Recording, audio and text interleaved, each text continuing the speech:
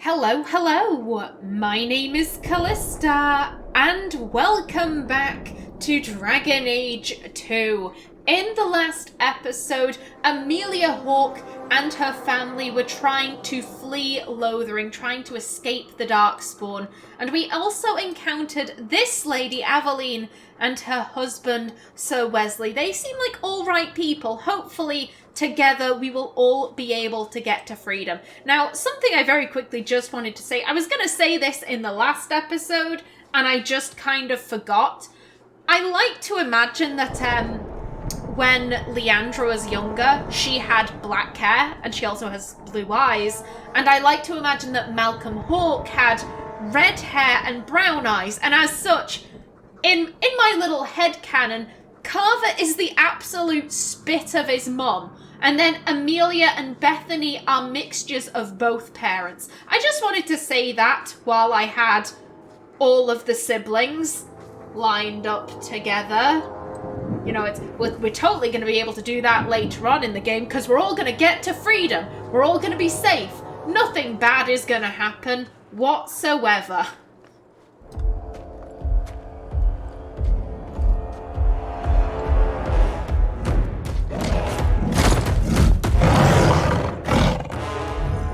Maker, give me strength.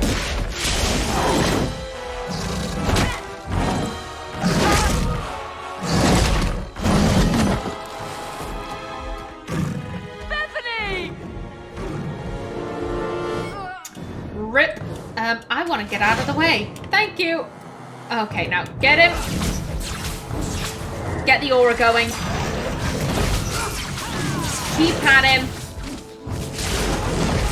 Is everyone doing alright for health? They are! Come on, guys, get him! That's it, there we go. Now you! Oh, more of them. Let's finish this! We've got this. Excuse me. Don't you be bumping into me. The rudeness of some Darkspawn. Bugger off. That's right.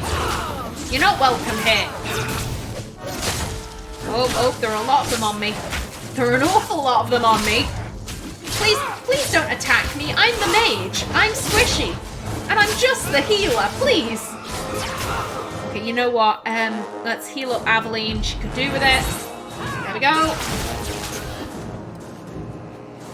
Bethany, wake up. The battle's over. We're fine. I'm sorry, mistress. Your daughter is gone. No. These things will not take Bethany. She died bravely. This is no time to mourn. Pull yourself together. Yeah, this is, we're in the middle of a battle zone. We're trying to run. You know, Bethany wouldn't want us to cry and get ourselves killed. We can mourn later. Maybe we should grieve when we're safe. Don't speak to me of grief. This is your fault. How could you let her charge off like that? Oh, my poor little girl. My sweetheart. If we stand here weeping, the Darkspawn will take the rest of us too. Allow me to commend your daughter's soul to the Maker, mistress. Ashes we were, and ashes we become. Maker, give this young woman a place at your side. Let us take comfort in the peace she has found in eternity. I will never forget you, Bethany.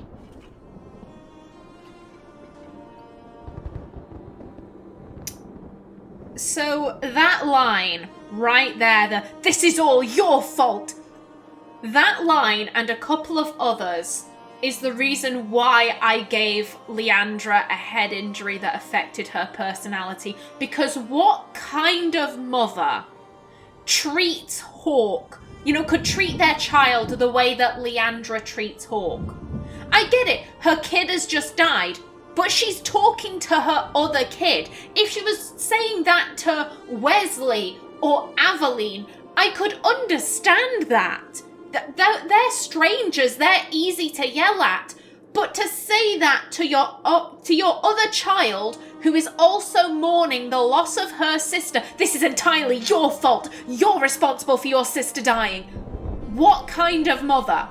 Seriously, I hate Leandra. I'm sorry, it's true. I don't like her. I spend every second of every cutscene she's in thinking, you're a bitch. I know it and you know it. And that's why I had her get mind blasted across a room and sustain a head injury that sort of altered her personality a little bit. You know, she opens her mouth, words come out that are incredibly hurtful, and she regrets them later, but, you know, that's what she does. She doesn't think through. Her emotions kind of take control. I just couldn't... I can't stand the fact that she just... how she treats Hawke. I find it deplorable. That's the best we can give. She won't be alone. We've wasted enough time here. Yeah, she'll have Father for company. At least Father will have company now.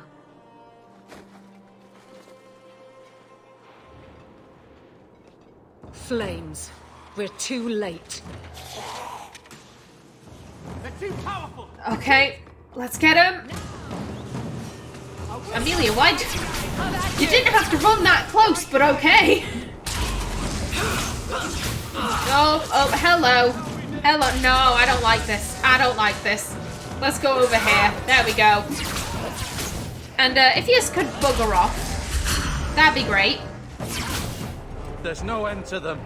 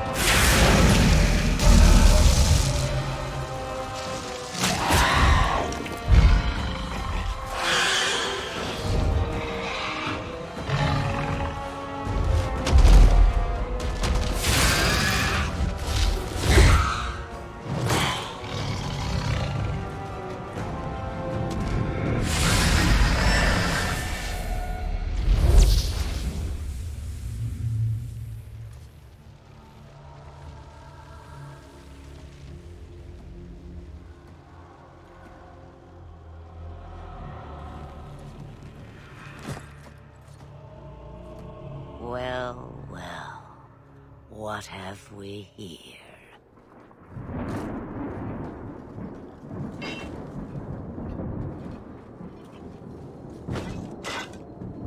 It used to be we never got visitors to the wilds, but now it seems they arrive in hordes. Oh, I love Flemeth. She's my favourite character throughout the entire franchise, and I love her new look. Thank you for saving us. A nice trick, come no closer. So I did say that when faced with other mages, and this lady is clearly a mage, Amelia has a tendency to be aggressive. However, this bitch just turned into a dragon. She is hella powerful. To get aggressive with her would probably bite us in the arse. And Amelia is smart enough to know that. She doesn't really... How do I put this? She gets emotional, but she's not like her mother. She's not so emotional that she just opens up her mouth and words come out. There is a little filter there going, hold up, is that appropriate? And to threaten this lady is not appropriate. So just all of the jokes. She's terrified. She's bricking it. So all of the jokes. Impressive. Where'd you learn how to turn into a dragon? Perhaps I am a dragon. If so, count yourself lucky. The smell of burning Darkspawn does nothing for the appetite. If you wish to flee the Darkspawn, you should know you are heading in the wrong direction. So you're just going to leave us here? And why not? I spotted a most curious sight. A mighty ogre vanquished. Who could perform such a feat? But now my curiosity is sated, and you are safe for the moment. Is that not enough? What is that sound in the background? The sound of like metal clinking. That. What is... Let's not question it. Let's not question it. We need to get out of here. I want to be a dragon. We're fine. Amelia has no interest in being a dragon, but as I said, she's terrified. You could show me that trick of yours. That looks useful. I dare say it is. Such a clever tongue for a mage. Tell me, clever child, how do you intend to outrun the Blight? We're going to Kirkwall, in the Free Marches. Kirkwall? My, but that is quite the voyage you plan. So far, simply to flee the Darkspawn. We have family there. How far do you recommend? We have nowhere else to go. We don't want to tell this lady anything about her family. Any better suggestions? I hear the deep roads are vacant now. Oh, you I like. Hurtled into the chaos you fight, and the world will shake before you.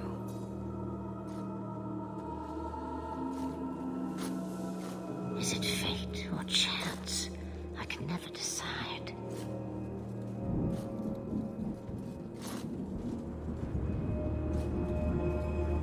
It appears fortune smiles on us both today. I may be able to help you yet. We could use the help just like that. How can we trust you? We can't trust this lady. She's clearly an apostate, and apostates cannot be trusted. There must be a catch. There is always a catch. Life is a catch. I suggest you catch it while you can. Should we even trust her? We don't even know what she is. I know what she is. The Witch of the Wilds. Some call me that. Also Flemeth. Asha Belinar. An old hag who talks too much. Does it matter? I offer you this. I will get your group past the Horde in exchange for a simple delivery to a place not far out of your way. Would you do this for a Witch of the Wilds? Opinions, please? Should we trust her? Wesley is injured. We'll never escape the Darkspawn. If you need to, leave me behind. No. I said I would drag you out if I had to, and I meant it. Oh, what a good wife. I love Aveline. Witch of the Wilds, why not go yourself? What will we be facing? Let's go through them. What is a Witch of the Wilds exactly? A chastened legend. Witches that steal children. Bah, as if I had nothing better to do. Then you're an apostate. Yes, we have so much in common.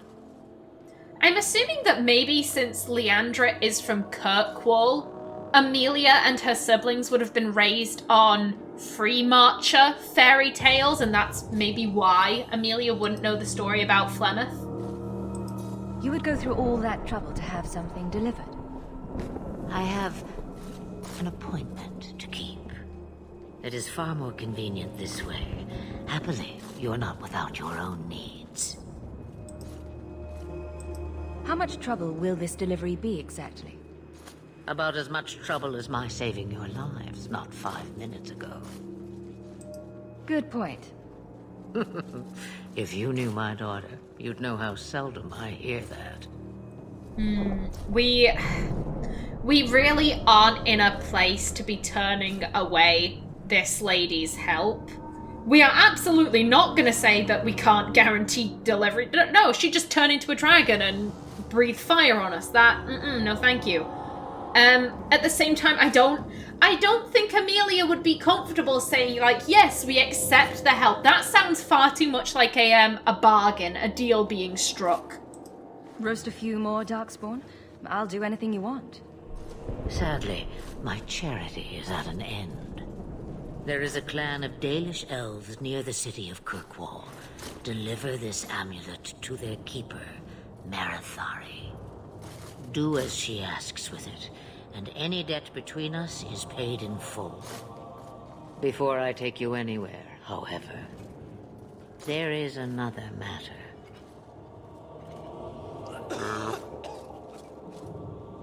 No, leave him alone. What has been done to your man is within his blood already. You lie! She's right, Aveline. I can feel the corruption inside me. Oh dear. What are you talking about? From the Darkspawn. All that blood. I knew when it happened. And how much time before you? Not long now, if I am any judge.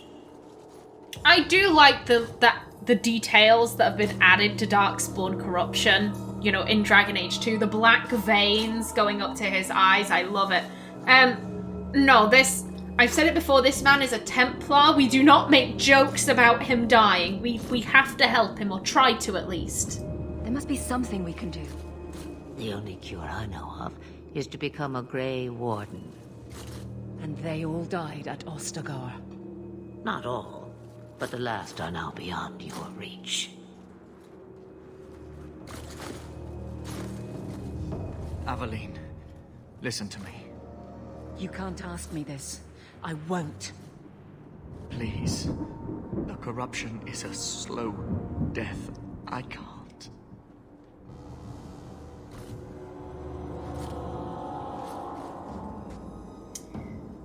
It's up to you. I'll do it. Put him out of his misery. This isn't our place. This isn't our husband. It's her husband. The decision is Aveline's. He's your husband, Evelyn. I can't decide his fate.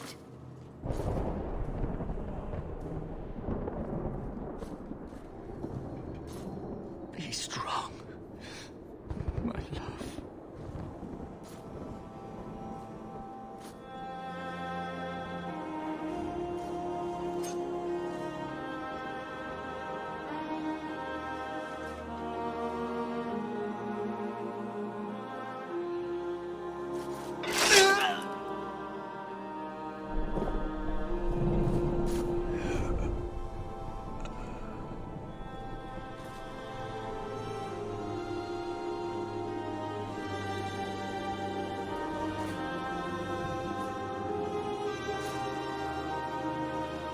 Without an end, there can be no peace. It gets no easier. Your struggles have only just begun. Flemeth, I thought that might interest you. you expect me to believe a myth swooped out of the wild to save the champion?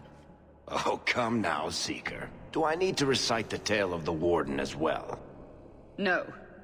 Perhaps I shouldn't be surprised to hear of her involvement. I liked my version better, too. What else aren't you telling me, then? Did she send someone with the champion? In a manner of speaking. So it's true. Continue.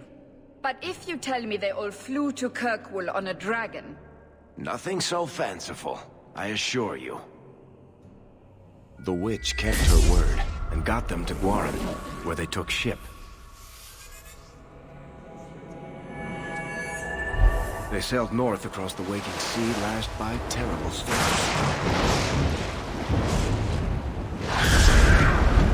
2 weeks they spent in that dark hold, packed in with the fearful and the desperate. And then they saw it. Kirkwall, the city of chains. Long ago it was part of the Imperium, slaves coming from far and wide to work the quarries. Now, it's a free city, but I use the word loosely. Sail through those black cliffs and you'll see what the slaves of old saw. The gallows, welcoming you. That's where their ship landed, with all the rest.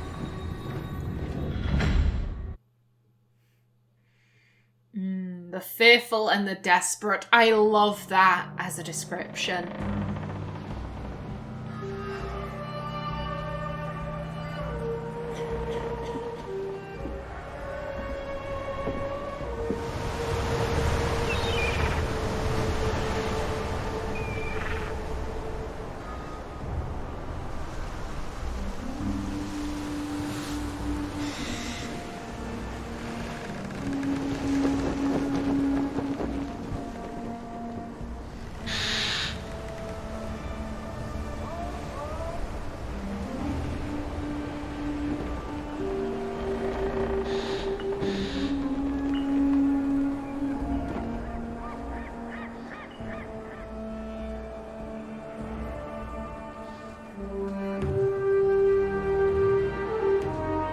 They're not letting anyone into the city.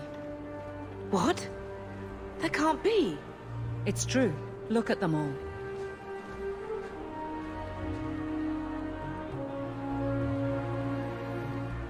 Are we really surprised? Everyone's fleeing the Blight. Just as we are. And they would throw us all back to the wolves. Unbelievable.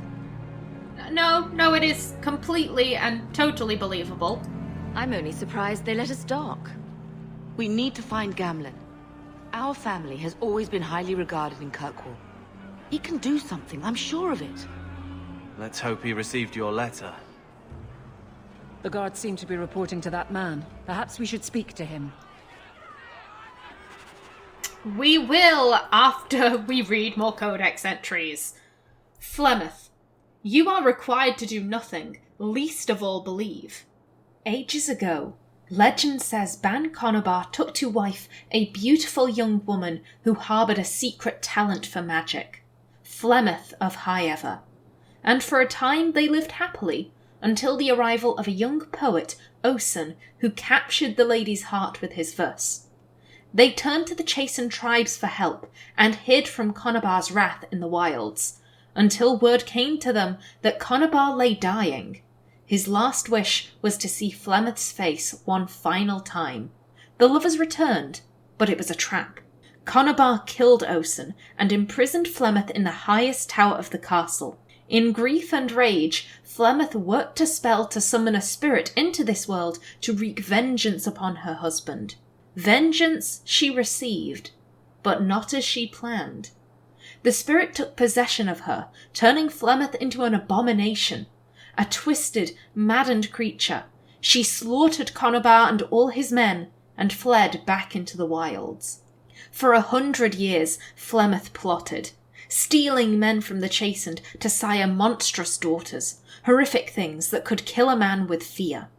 These Kakari witches led an army of Chastened from the wilds to strike at the Alamari tribes. They were defeated by the hero Cormac, and all the witches burned, so they say. But even now the wilders whisper that Flemeth lives on in the marsh, and she and her daughters steal those men who come too near. Morrigan's mother saved the last Grey Wardens from death at the top of the Tower of Ishal. But just who, or what, Flemeth truly is a mystery. And Bethany Hawke. Amelia's younger sister, Bethany, died during the family's flight from Lothering, leaving Amelia and Bethany's twin brother, Carver, as the only surviving children. Like Amelia, Bethany was an apostate mage and hiding from the Circle since childhood. Protecting Amelia and Bethany from the Templars became the defining fact of the family's life, forcing them to move frequently and live well below their means in small hamlets like Lothering. Bethany was close to her eldest sibling and idolized and envied the way... Okay, we continue. Bethany was close to her eldest sibling and idolized and envied the way Amelia embraced magic, but she could never give up her resentment of being different and fear for what their future would hold. This is from Bethany's point of view. That's what I'm gonna say. This codex entry, because Amelia had very conflicting feelings about her little sister, because on one hand, she was her little sister. She remembers her as a small child and, holding her and making her laugh and helping to teach her how to walk, that kind of thing. She remembers those good times. And then she remembers all of those times when her mother would set Amelia to the side to teach Bethany how to properly put on lipstick, how to properly put on rouge, the best way to do your hair. And Amelia would look on thinking, we used to do that, and now we don't. And that makes me very sad. All Amelia wants is her mother to love her. That's really all she wants. And Bethany got that unfiltered, unconditional love that Amelia never got. Or at least never got after she mind blasted her accidentally against a wall. And then Bethany became a mage. And Amelia hated Bethany for that. genuinely was like, you are a danger to my mother, you are a danger to my father, you are a danger to my little brother, I hate you, I despise your existence. Oh my god, I'm thinking that way about my little sister. I'm an awful person for thinking about my little sister that way. Amelia has a lot of self-loathing in her. Now then, anything else? The Kakari Wilds, we read that one. Ogre. Towering over their Darkspawn kin, the massive ogres are a rare sight on the battlefield. Traditionally, they only appear during a blight, but some records claim that ogres have been spotted in the deep roads, hunting alone or in small groups. At least one report by the Grey Wardens claims that an ogre was spotted alone in the Kakari Wilds in 919 Dragon, though it was weakened and easily dispatched. Up to 100 of these creatures can accompany a Darkspawn horde at any one time during a blight, often using their great strength to burst through fortifications and demolish the front lines of the opposing army. They use brute force to charge their enemies like bulls, slam the ground with their fists to shake enemies off their feet, and hurl giant rocks into the face of oncoming foes.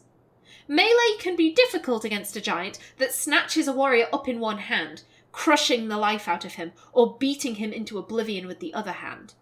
The nimble can try to wriggle his way free, or an ally can attempt an array of stunning blows on an ogre to free the comrade in danger. Grey Warden law urges caution when slaying an ogre. Unless it is ensured they have received a major wound to the head or the heart, it is possible that they are lying dormant and will regenerate to full health within a matter of minutes. During a blight, most Grey Wardens recommend burning all Darkspawn to ashes. Dead ogres, in particular. Very interesting. Okay.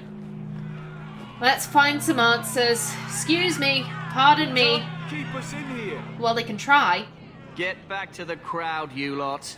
Trying to bully your way through won't get you into Kirkwall any faster. But you do intend to let us in? We have enough poor of our own in the free marches. We don't need you refugees piling up here like a middens heap. I heard someone call this fortress the Gallows. Is it a prison? Used to be. Back in the Imperial days. They kept slaves here until the rebellion. Now the Templars run it, and use it to lock up their mages. Guess not much has changed. Are mages imprisoned here? Well, no more than anywhere else. It's a circle of magi now. Magic is to serve man, not rule him. And mages are better locked up where they don't hurt anyone. Oh, absolutely. Amelia was saying imprisoned with a bit of awe, not like, are they imprisoned? I'm scared. Like, are they imprisoned? Let's put us in prison. Yes, yay, hooray. More rules and restrictions for mages. That's what Amelia thinks mages needs. All of the rules and restrictions. For anyone who's I'm sure I'm gonna get this at some point. If she's so anti-magic, why hasn't she turned herself into a circle? I mentioned this in her backstory. Her father got sick and she was kind of like, well, I need to protect my family from Bethany, because what if Bethany turns? If she turns, they're all screwed. Now that Bethany is dead, Amelia does plan on turning herself into the Kirkwall Circle. She's kind of like, this is great, we've gone to a city with an actual circle, this is fantastic. And her main focus is getting her mother and her brother set up someplace, making sure that they are secure, and then she has every intention of turning herself into a circle. Why aren't we being allowed into the city? If it were up to me, I'd bar the gates and let you find somewhere else to beg. But it's not. Some of you lot might have legitimate business in the city. So Knight Commander Meredith wants us to sort you all out. Most of you are getting right back on your ships there. That's a Templar title. Why would a city guardsman answer to the Templars? We don't answer to her, but she's the power in Kirkwall. Don't know what would happen if the Viscount went against something she wanted, but he's sure never taken that chance. Again, Amelia is liking all of the information that is being thrown at her. The Templars seem to be in charge of the city. That also fabulous. Tell me who to talk to. I need to get into the city. Goodbye. Yeah, we asked all of them. Surely there's got to be someone that we can talk to about all of this. There must be someone in charge I can speak with. Yes, always the same story. You want in, talk to Captain Ewald. I'm just here to keep you refuse from climbing the walls. Oh, how lovely. Refuse. Okay, people. Let's head on in. Hello. Let us through. Just shouting at the wall I don't think will help, sir.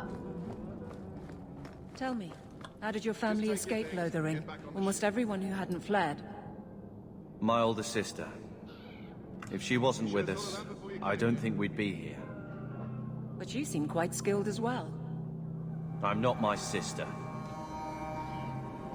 So I didn't really mention Carver in Amelia's backstory all that much. It's because she never really spent much time with him. There goes my timer. Yeah, she never really got to spend much time with her little brother. She loves him because he's the sibling that doesn't have magic, let's be brutally honest. She adores her little brother, but he can't really seem to stand her. It's kind of ironic. Amelia was very envious of Bethany because Bethany got to hang out with their mother all the time. Carver is very envious of Amelia because she got to hang out with their father all of the time. It's very sad. No one in this family is happy except for Bethany, it seemed, and she's dead now. Now then, before I speak to the dear captain, I am out of time for this episode. In the next one, hopefully we can get into Kirkwall, but until then, please remember to like if you enjoyed, leave a comment below, and if you wanted to subscribe, it would be very much appreciated. I've been Kallista. Thanks for watching, and see you in the next episode.